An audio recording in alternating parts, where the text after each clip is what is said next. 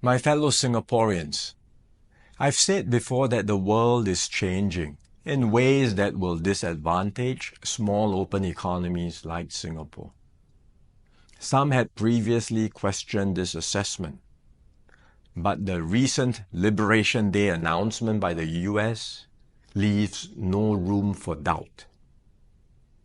It marks a seismic change in the global order.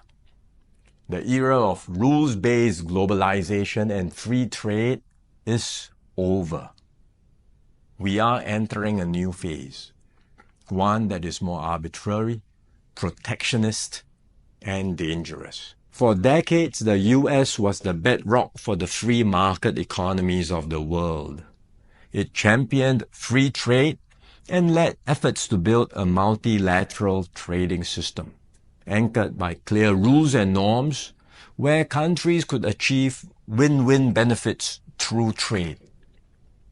This WTO system brought unprecedented stability and prosperity to the world, and to the US itself. To be clear, the system is not perfect. Singapore and many others have long called for reform, to update the rules and to make the system better. But what the US is doing now is not reform.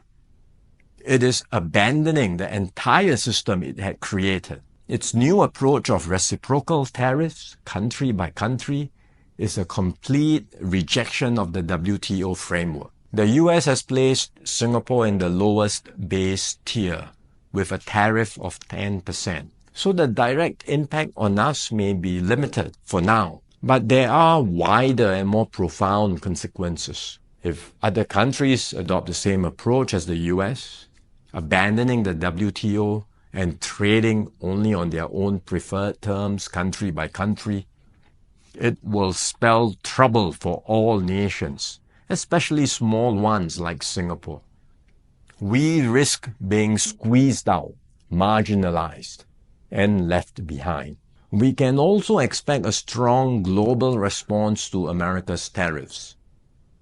Singapore has decided not to impose retaliatory tariffs, but other countries may not exercise the same restraint. The likelihood of a full-blown global trade war is growing. The impact of the higher tariffs, plus the uncertainty of what other countries may do next, will weigh heavily on the global economy. International trade and investments will suffer, and global growth will slow.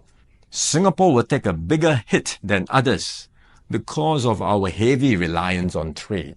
The last time the world experienced something like this was in the 1930s.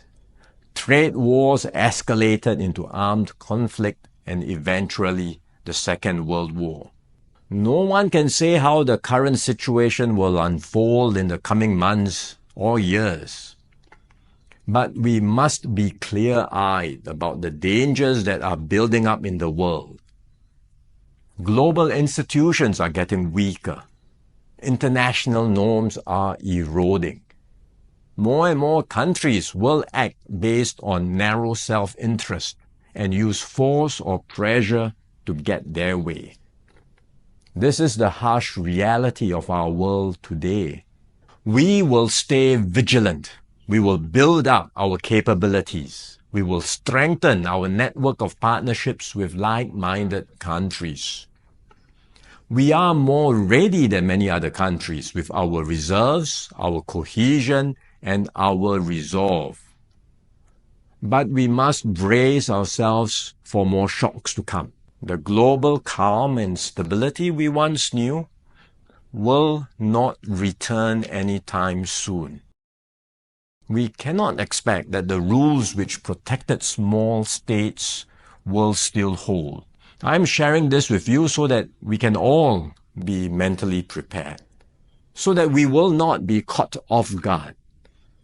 Let us not be lulled into complacency. The risks are real and the stakes are high. The road ahead will be harder. But if we stay resolute and united, Singapore will continue to hold its own in this troubled world.